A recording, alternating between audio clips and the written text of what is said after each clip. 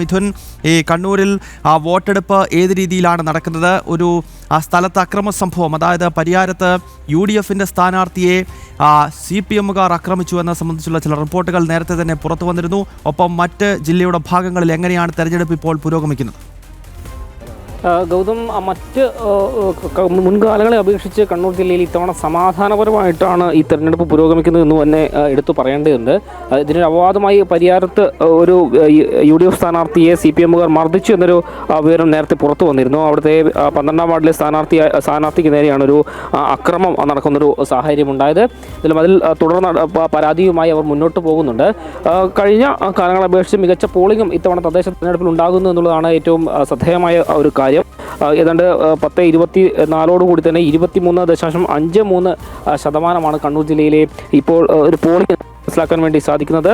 അതിലും മികച്ച പോളിംഗ് മുൻകാലങ്ങളെ അപേക്ഷിച്ച് പോളിംഗ് ശതമാനം വർദ്ധിക്കാനൊരു സാധ്യത തന്നെയാണ് ഇപ്പോൾ നമുക്ക് മനസ്സിലാക്കാൻ വേണ്ടി സാധിക്കുന്നത്. തുടക്കഘട്ടത്തിൽ ചില തടസ്സങ്ങൾ മറ്റും ഉണ്ടായിരുന്നു. അതായത് ഈ പോളിംഗ് മെഷീൻ തകരാറിലായതിനെ തുടർന്ന് ചെറിയ പ്രശ്നങ്ങൾ മറ്റും ഉണ്ടായിരുന്നു. പക്ഷേ അത് തകരാറുകളൊക്കെ പരിഹരിച്ചുകൊണ്ട് അത് മുന്നോട്ട് പോയിട്ടുണ്ട്. അതിനിടെ ഏറ്റവും ഒടുവിലെ ഒരു പുതിയ വിവരം കൂടി പുറത്തു വരുന്നുണ്ട്. ഒരു വോട്ടർ കുഴഞ്ഞു വീണ് മരിച്ചു എന്നുള്ളൊരു വിവരം കൂടി പുറത്തു വരുന്നുണ്ട്. കണ്ണൂരിൽ വോട്ട് ചെയ്യാനെത്തിയ യുവാവാണ് കുഴഞ്ഞു വീണ് മരിച്ചത്. മൊറാഴ സ്വദേശി KP സുധീഷാണ് മരിച്ചത്. മൊറാഴ സൗത്ത് LP സ്കൂളിൽ വോട്ട് ചെയ്യാനെത്തിയ സമയത്ത് ക്യൂവിൽ നിൽക്കുന്ന സമയത്ത് കുഴഞ്ഞു വീഴുകയായിരുന്നു എന്നാണ് നമുക്ക് മനസ്സിലാക്കാൻ വേണ്ടി സാധിക്കുന്നത്. അങ്ങനെ ഒരു മരണം കൂടി ഇപ്പോൾ കണ്ണൂർ ജില്ലയിൽ നിന്ന് റിപ്പോർട്ട് ചെയ്തിട്ടുണ്ട്.